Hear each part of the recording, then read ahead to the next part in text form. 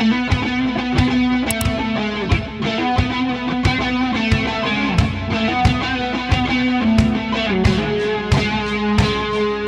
right, one of the biggest things that we as entrepreneurs struggle with and founders is vision delivery. So if you're an entrepreneur, you see a vision in your head, especially if you're a quick start, and then you've got this big idea, you can see it from start to finish, but then you go to your teams and you might get bogged down because there's a fact finder there that asks you so many questions, you get lost, and you realize that your mindset, their mindset, and you might not have a framework in mind, you just have a vision. So what we're going to spend some time on in this episode is how do you communicate your big idea vision and actually get it executed? And this is one of the things that I always admire about you, Dan. You're cranking out a minimum of 4 books a year. Really, it's closer to 6 or 7, plus all the tools, which you're ahead of the curve. I know in our last strategic coach meeting, you said that you're close to a quarter ahead already. Yeah. And that's your goal. And then maintain that, it's a permanent ability, that I'm always a quarter ahead. Yeah. Right. So I think this is an opportunity to get into your head and ask the question that everyone I know wants to know, which is, okay, Dan's managed to build this incredible team that can execute on vision. And how do you communicate that? And if you were going to talk to someone right now, and this is a pretty good setup, let's say you're a busy entrepreneur and you don't spend enough time in your unique ability, your own superpower. You're frustrated because your teams are lagging. They don't move along. They don't understand the structure. Sometimes it's just getting that momentum going and building the team and like who the who should be and what their roles and responsibilities are, and how do you communicate that? So let's do some deconstructing and simplifying, shall we? Yeah. Well, I'd like to hit head on the thing of entrepreneurs have visions, And first of all, I think this is a bit misrepresented in the movies and on television and, in novels. It goes back to the Ayn Rand thing, with Howard Roark and, the whole notion of the rugged individualists and everything else. But when you really examine where there is great entrepreneurism and great things are being created, the entrepreneur is depicted as, sort of, getting lightning bolts from heaven, and the normal human beings don't get these kind of visitations from the divine. And, but I'll just say how I look at it personally for myself, and then I'll say where I think I've avoided a lot of problems by doing it the way that I do. And then I'll talk about the problems. So, first of all, it isn't so much my team that I take into consideration. It's actually the clients. It's actually I call it, any idea you have, make sure you test on check writers. So, I say the only people who can know whether one of your new ideas are good are the people who would write a check for it. So I've got this attitude. And the other thing, Mike, is that no matter how brilliant I think my idea is, it's only 50% good. So if I work on it for a week, it's 50% good. If I work on it for 2 years, it's 50% good until I actually test it on check writers. Okay, because the only people to say that this is a good idea are the people who would buy it, use it, and get benefit out of it. My team doesn't have anything to say until I've gotten a read from the check writers. Okay, I never test out a new idea on my team. But I've got a kind of a really favorable situation is I have a thing called a workshop where I can just test out a new, I just put an idea on the screen and say, hey, I've got this idea. I just like some feedback on this. Does this mean anything to you? And then, you get a conversation going. Well, the moment the conversation starts, the idea starts to change, And from my perspective, the idea starts to improve when I get the input of my clients. And this is all witnessed by my team. So, they're watching me play with the ideas or watching the testing. And so they know when I come to them with the idea, it's already been market tested. Well, that's great. I completely agree. I'm a big believer in doing that. And I know historically, the way I'd implement this is in the past when I had Traffic Geyser, Instant Customer, and my subsequent businesses, I made a point of doing 3 to 4 live events a year. And at every single one, I rolled out a brand new idea, brand new product, and I pitched it from from stage. So the basic idea is deliver a whole bunch of value, deliver on the promise, show social proof of how something's working. And you do that very much inside the workshop. Mm-hmm. So it'll be like, let me show you a new thinking tool. Let me demonstrate it, show you how I'm using this, and let's do it together. And then you incrementally bring the audience through and then get feedback, mm-hmm. which is the perfect. It's like having a focus group, a real-time focus group.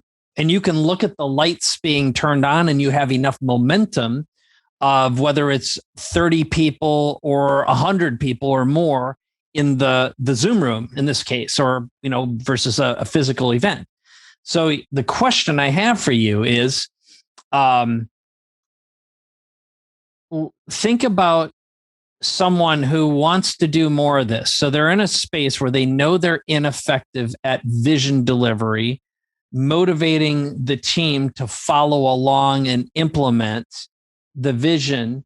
And they haven't been in the habit of testing out their ideas on paying customers. So the struggle, I could see someone, who might be listening or watching this right now saying, well, that's all fine for Dan. You've got a 40-year organization that you've been developing, evolving, but, struggling with gaining momentum, but more importantly, changing the habits, the mental mindset, and gaining the courage and the confidence to be able to practice this without all the failure mechanisms that, are preventing them from moving forward. How do you leap the courage gap? Yeah, well, first of all, any story that I would tell here is kind of peculiar, to the circumstances on how our company developed. So this is how I read how our company has grown. First of all, one of the unique parts of Coach is that all of our team members actually, on a regular basis, come into contact with the customers and clients. Okay, and I really think that that's a strength of our company because where I think entrepreneurs get very, very unhappy with their team members, and where the team members are actually deserving that the entrepreneur be unhappy with them, is where there's a total separation between the employees. We'll call them employees. The employees don't know what the company is for. They don't actually know. Yeah, we're doing all this work, but they have no notion of what the work that they do in the company actually, who is it for, how's it used, and everything. So they're ignorant, and their ignorance makes them defensive. The only thing that they know is that almost anything new can be a danger to their job. And the reason is because they're completely ignorant. This is why government bureaucracies never work, is because what's all this for? What's all this for? Who in a government bureaucracy knows the actual benefit, the person who actually benefits from the government bureaucracy? And it's not necessarily of size. So, for example, you can have great companies. I always thought that the Four Seasons hotels were a great organization. Right now they've got 40,000 employees worldwide if you take all the hotels around the world. But the people who work in those hotels are totally clear about who the customers are that they're being served. And I think that's the crucial thing. And I think if the entrepreneur hasn't set up a situation where his team actually knows who the customers are, then they're going to push back against his new ideas because they don't know what the new ideas do for their job security. Mm-hmm. Yes. Does that make sense? I mean, does that make sense? It does. It does. And I'm making a point of, while you're speaking, I have a transcript running so I can read your words, because these are complex ideas. But and I would just, the way I would echo this, when I look through the structure, I examine everything through a business lens.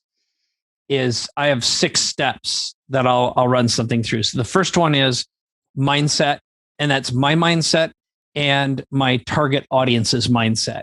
I need to know what they love, what they hate, what they think about, and everything about them. And I always have a character of one. So if I write a book, the way I write copy, the way I write anything, is I turn on the camera and I speak to an individual who's my idealized client as though I'm having a conversation.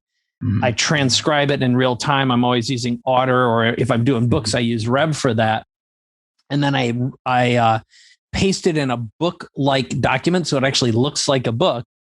And then I print it off and I highlight and mark it up, because sometimes operating in the physical world is better. And I'm sharing that just, again, this is very how-to-y, but the second phase, though, is market.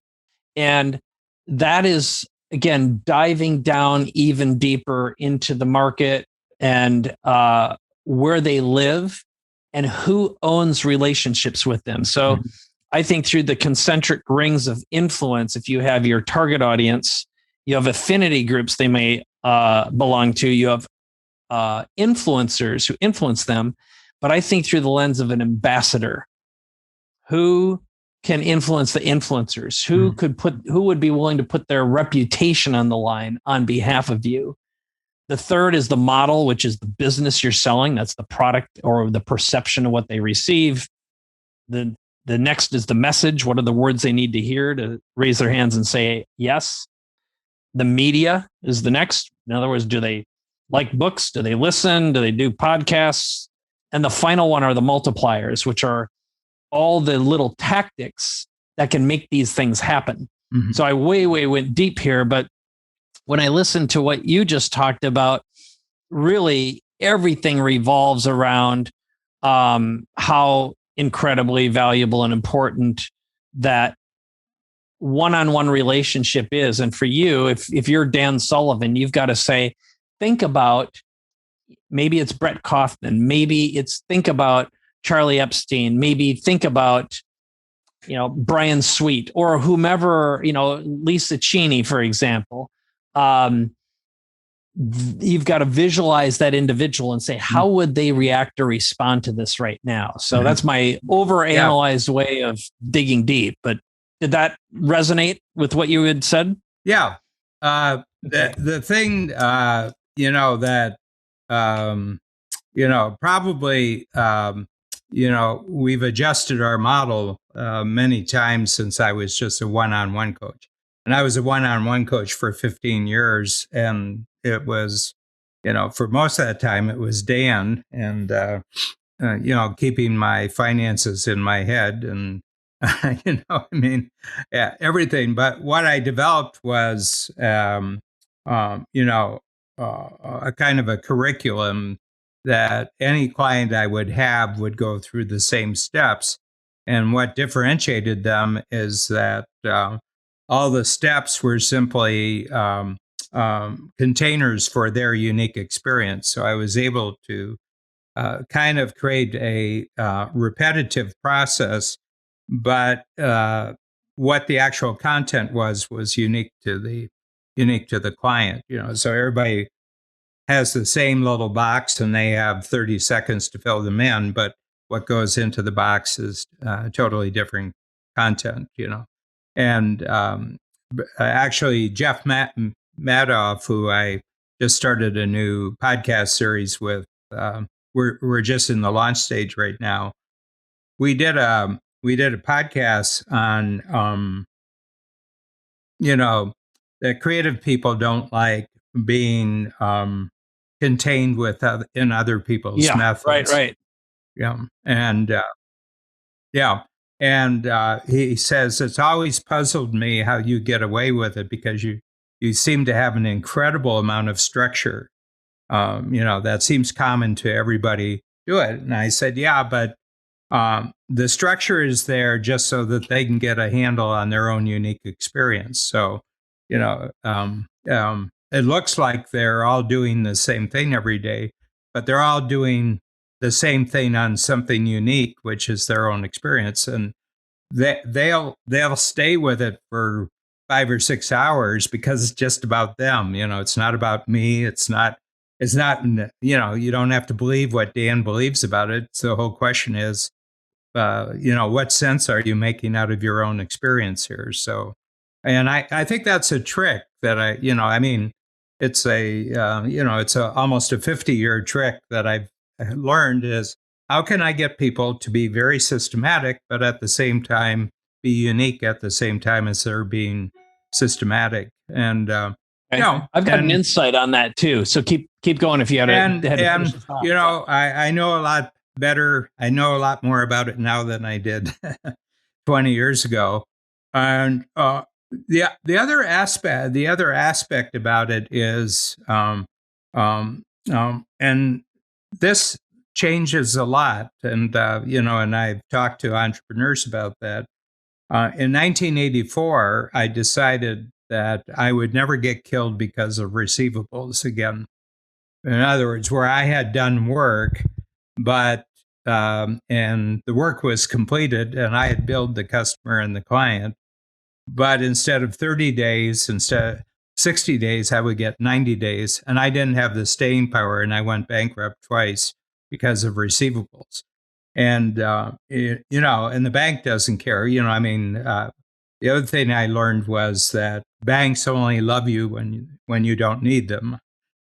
And and so I said, we have to. I can't live with this doing the work and not getting paid. So what we just adapted is that you pay before the process. In the program as it exists now, you pay at the beginning of the year for the whole year, and at all times we have half of our year's revenue coming in. We're always we always have it. And Mike, the thing that this does, there's an amazing number of tensions in an organization that are simply the result of unpredictable and unreliable cash flow. Yes. A lot of the anxieties that the entrepreneur passes off to their staff is because one is that the finances are not certain. And the other thing is that the employees don't know what the entrepreneur knows about the finances. Yes. And I think as a founder, part of your responsibility, unspoken or known or unknown, is to create the illusion of security and transfer certainty to your team, just as much as you're transferring certainty to your customer. Well, and the thing is that the company can't be as important to them as it is to me. No, it's a job. I mean, a lot of them love their job, and we try to work that, the work you're doing, we apply unique ability to our team in the same fashion as we apply it to our customers. But, we just had a great digital person who is she's been in for about 2.5 years, and she's just worked wonders as far as scheduling and filling up with events. And she's got a wonderful personality. But about 2 weeks ago, she just got an incredible offer, probably a 40% jump. She's in charge and everything. She says, this is so mainline to where I want to go in the future. She said, I'm going to take it. And everybody is sad to see her go. Everybody has voiced appreciation, but the whole point is that people do things for their reasons, not mine. And I think the thing is that it's not possible for your team to be as in love with the company as you are. It's just not possible, and it's unreasonable for you to expect them to, unless you're giving them 50% of the money, 50% of the ownership. They simply can't have the emotional commitment you can. And it's unfair of you to even suggest that they should be. That makes a ton of sense. So my interpretation of where we are in here is, um, number one, always test on check writers. Completely agree with that. The next one is, um, really they've got to be engaged in working with the clients and the customers all the time. To have direct contact and understanding between your team and who you're serving.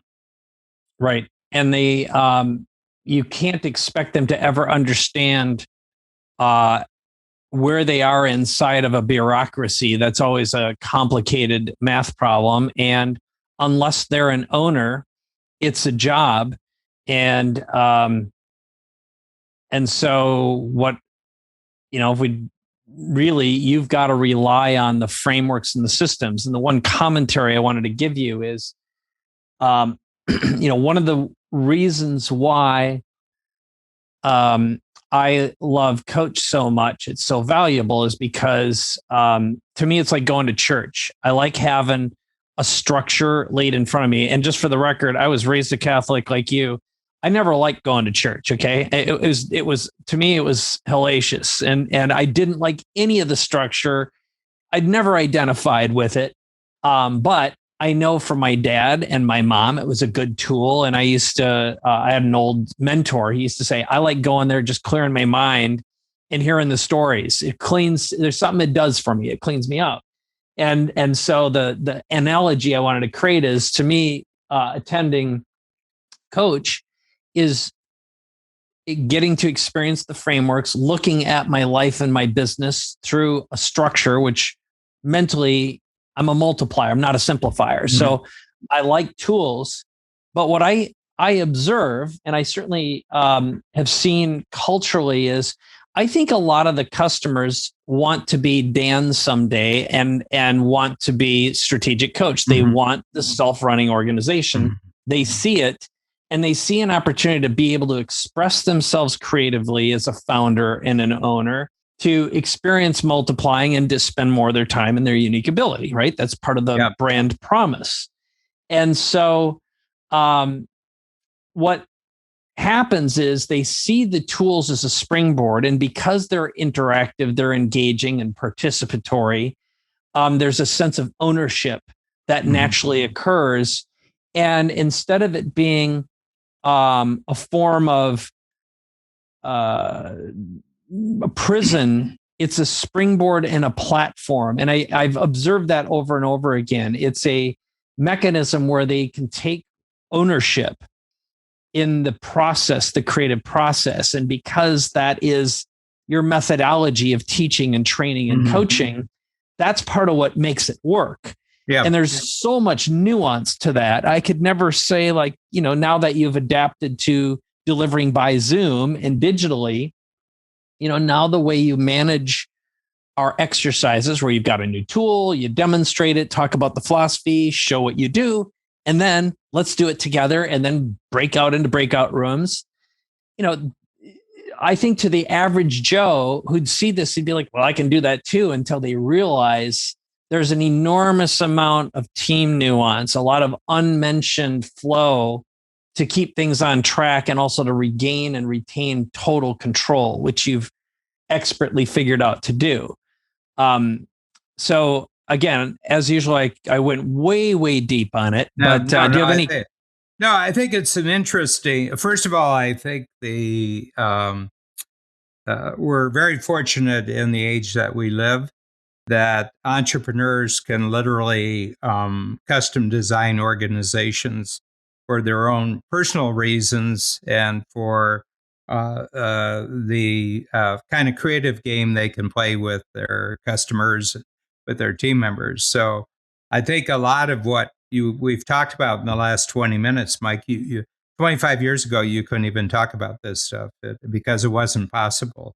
And I think that the very, very rapid movement into the virtual world actually creates the possibility of enormous creative flexibility in how you construct an organization. And I would say that that about 50% of the character that your organization takes on is purely a function of who you are as an entrepreneur.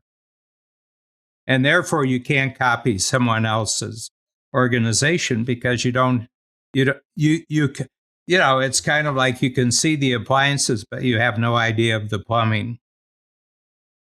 That is so true. The way I've been telling the story lately is even though Steve Jobs has been dead for over a decade, his DNA was injected in that organization, and Apple wouldn't be the most valuable company, depending on the time of day. But in general, they're the most valuable corporation in the world. And you look at what Elon's done. I think long after he goes, right now when he opens up his mouth, the stock price increases. And it's not because he's a great communicator. He mumbles and bumbles his way through, but he's a great visionary. Yeah. And I think that vision plus the fact that you can imagine yourself into a brand and feel the benefits matters so much. And that is the DNA of the founder. Mm-hmm. And it can, whether it's 50% or 100%, I think when it's well done, it's going to live on long after that founder's there. And the bigger the platform of the founder, the stronger the brand and the business is. Mm-hmm. So, well, I think as usual, this has been another amazing episode. Is there anything else you want to add before we wrap this segment up? Well, I would say one of the things that I've been very careful about and very consciously careful about is to, and it's on two levels. One is my relationship with Babs, and the other one is it has to do with telling the team what I think my own future is in the company, constantly projecting ahead of them that what I'm doing. And, one of the things that's very, very, very important, and our organization, historically has been 80 to 85% women. Okay.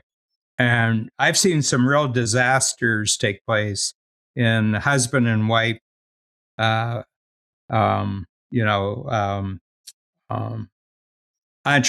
companies where you have a husband and wife who are co-owners and doing it where either one of the partners flirts with their staff, and it's disaster. It's just absolutely disaster. And so, right from the beginning for, more than 30 years, Dan and Babs are totally committed to each other, and there's nothing else going on, there's nothing else going on. So that's one guarantee that I do. And the other guarantee is that I don't have some other business in mind. I'm not involved in any other business. And this is the only business that I have. And this is the business I'm totally committed to. And I'm not planning to leave anytime soon. And I'm going to be growing. I'm not just on cruise control.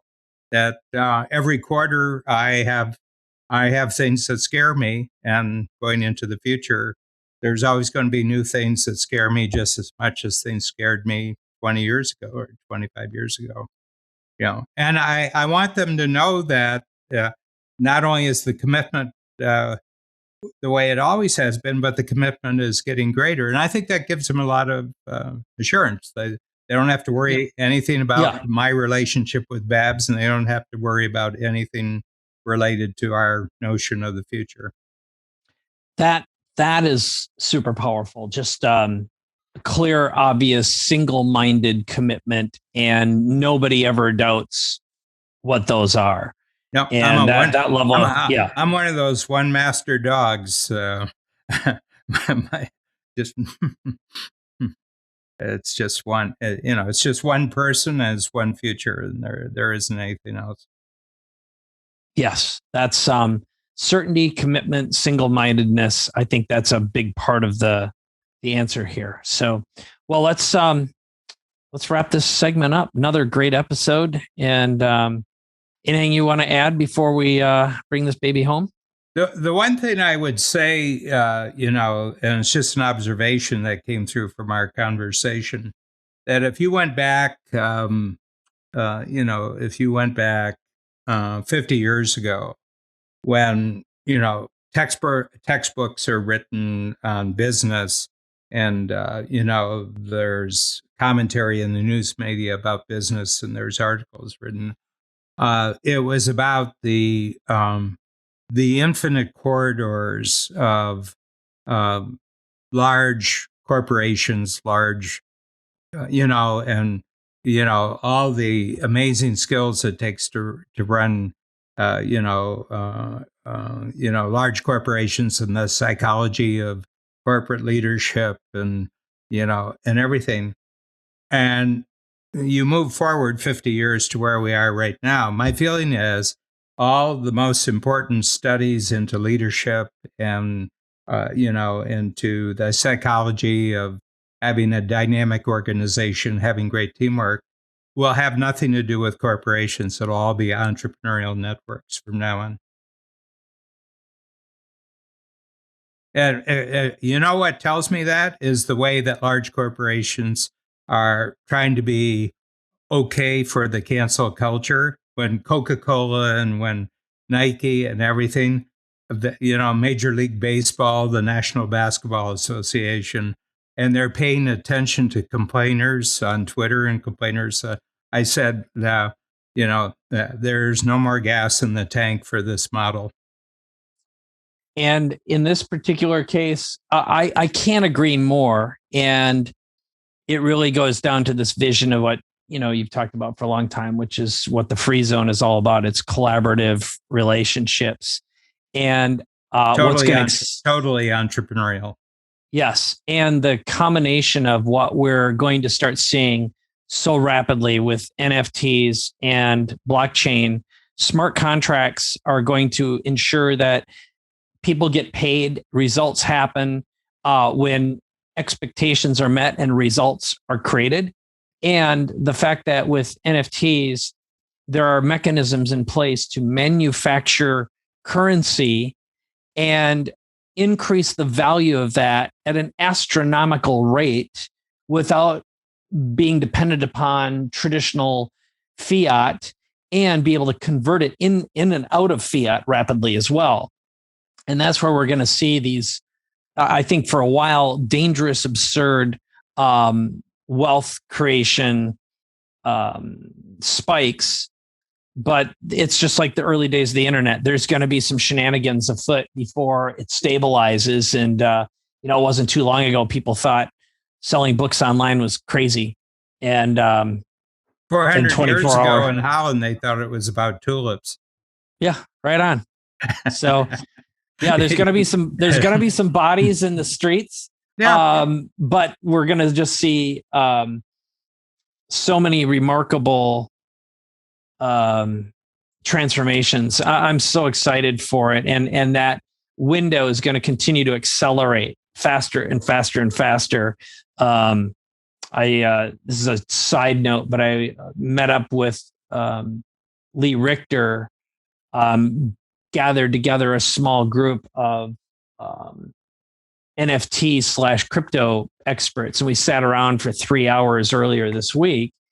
And some of the ideas that I got exposed to for how products and businesses are being financed, and it's like a new form of crowdsourcing. Mm-hmm. So a Notion, for example, there's I'll just say a very famous performer composer is financing a concert with NFT backed art that will be displayed on stage. Yeah. Okay.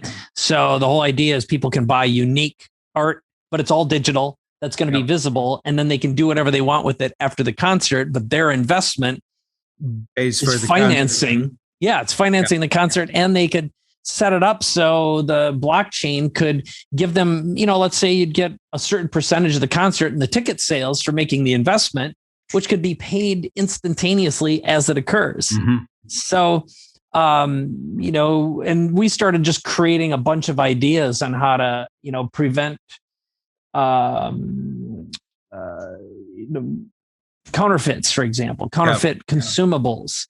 And again, there's smart contract. So many fascinating ways. And I'm interested in inventing these things, and helping businesses move to the next level by, reimagining their businesses and adding value. And so it was just like and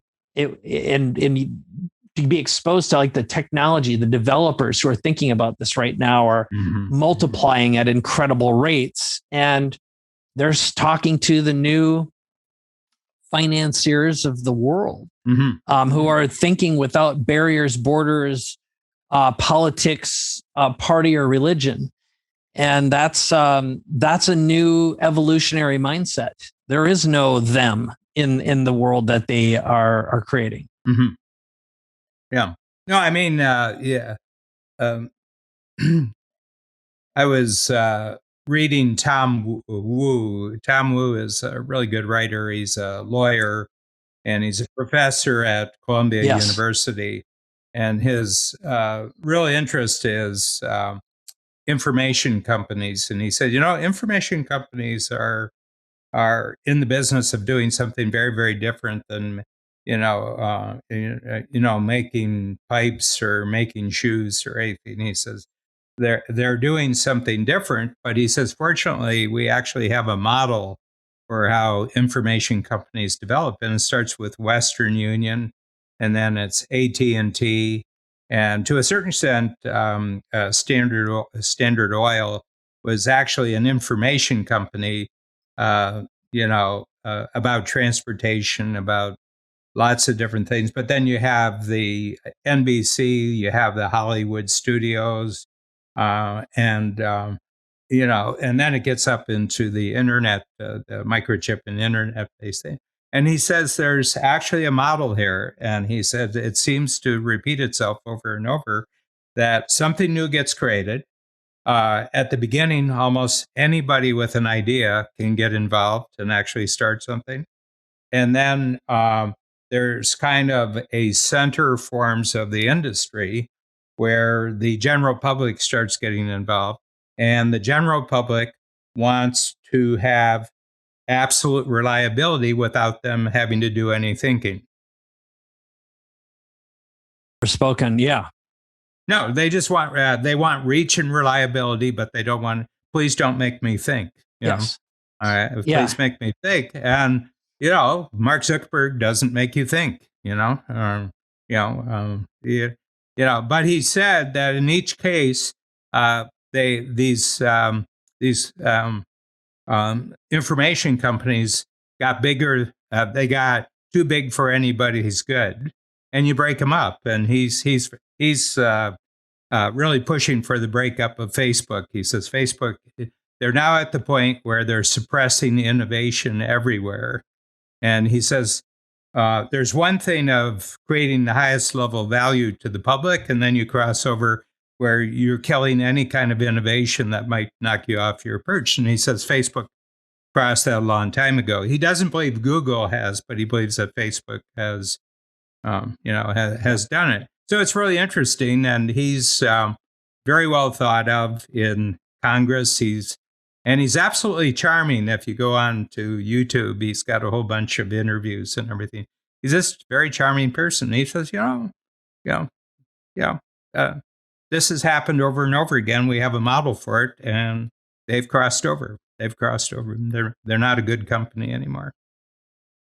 Yes, I couldn't agree more. And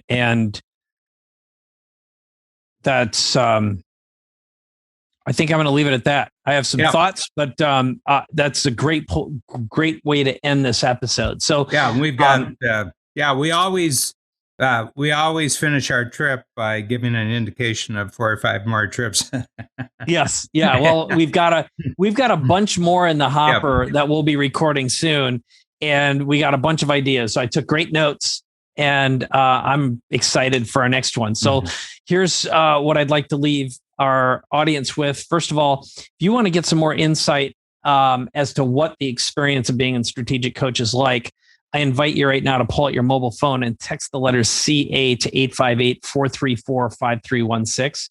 I'm going to send you a 6-minute video, which is it's life in a strategic coach, what it's like and how it can benefit you and the quality of your life. Definitely worth checking out, and some other goodies as well.